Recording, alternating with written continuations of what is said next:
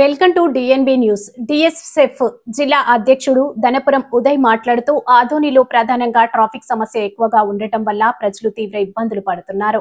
ఆదోని ప్రజలను దృష్టిలో ఉంచుకొని రోడ్ల విస్తీర్ణతను చేపట్టాలని ఆదోని ప్రాంత వాసులుగా ఎమ్మెల్యే డాక్టర్ పార్థసారథిని కోరుతున్నాం.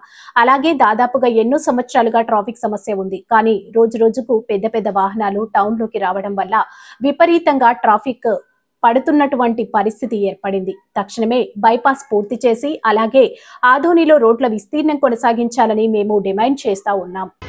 ఆదోని ప్రాంతంలోన దాదాపుగా చూసుకుంటే కొన్ని సంవత్సరాల నుంచి రాకపోకలకు చాలా ఇబ్బందికరంగా ఉంది. వీళ్ళనంత తొందరలోన బైపాస్ పూర్తి చేసి మరి ఆదోని గ్రామీణ పట్టణాలు పల్లెల నుంచి వస్తున్నటువంటి జనాలకు ఈరోజు ఆదోనిలో చూసుకున్నట్లయితే చాలా ట్రాఫిక్ సమస్య అనేది చాలా విపరీతంగా పెరిగిపోయింది. ఒక్క వెహికల్ ఆగినా కూడా దాదాపుగా అన్ని వెహికల్స్ ఆగాల్సినటువంటి పరిస్థితి. రోడ్ల విస్తీర్ణత ఎప్పుడైతే జరుగుతుందో అప్పుడే ట్రాఫిక్ సమస్య అనేది క్లియర్ అవ్వడం జరుగుతూ ఉంది. కాబట్టి ఏదైతే ట్రాఫిక్ సమస్య ఎక్కువగా ఉందో వెహికల్స్ రాకపోకలకు నిలకడగా ఉండాలంటే ట్రాఫిక్ రూల్స్ ఖచ్చితంగా పాటించాలి.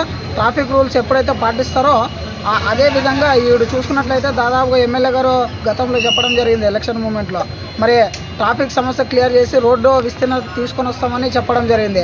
మరి దాదాపుగా చూసుకున్నట్లయితే 9 నెలలు కుటుంబ ప్రభుత్వం గడుస్తూ ఉంది. కానీ ఇంతవరకు ఆదోని అభివృద్ధిలోన మరి నిల్లు మాటలకు మాత్రమే పరిమితం అవుతున్నాం. కాబట్టి ఆదోని ట్రాఫిక్ క్లియర్ చేసి రోడ్లు విస్తీర్ణత చేయాలని మేము డిఎస్ఎఫ్ విద్యార్థి సంఘంగా డిమాండ్ చేస్తున్నాము.